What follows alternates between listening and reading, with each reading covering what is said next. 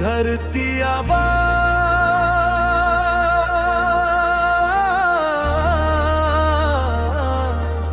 ओ वीर बिरसा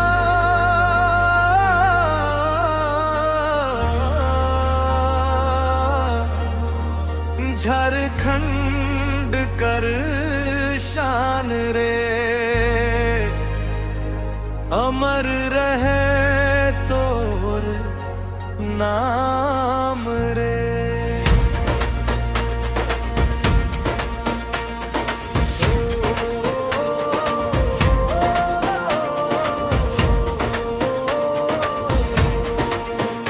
धरती आबा बिरसा मुंडा तोर नाम रे अमर हो।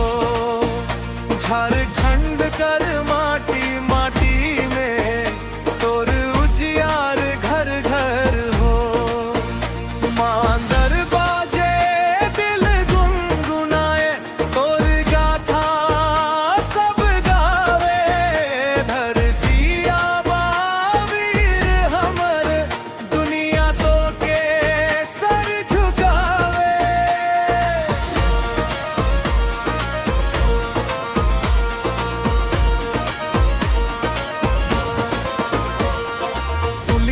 तू कर लाल रे बिरसा जन जन कर अभिमान। जल जंगल और जमीन खातिर देले अपन बलिदान।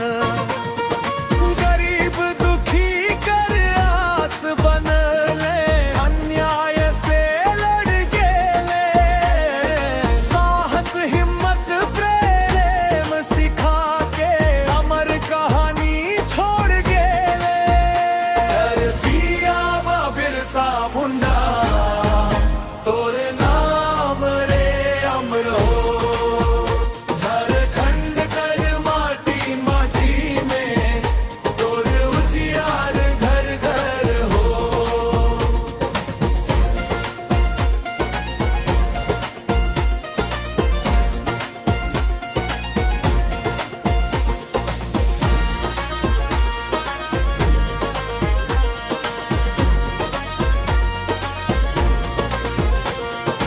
आजो जवान मान रे बाजे तोर सुर कान में आवे। हर एक बच्चा हर एक युवा तोर सपना दोहरावे। एकता कर दीप जला के प्रेम कर संदेश देले। अपन संस्कृति अपन पहचान दुनिया भर में फैल है। चांद चमके तारा चमके चमके तोर नाम रे। धरती आबा बिरसा मुंडा रहबे सदा महान रे। गाँव गाँव में फूल खिलल तोर याद में आज रे। श्रद्धा कर फूल चढ़ाबो रखबो तोर लाज रे।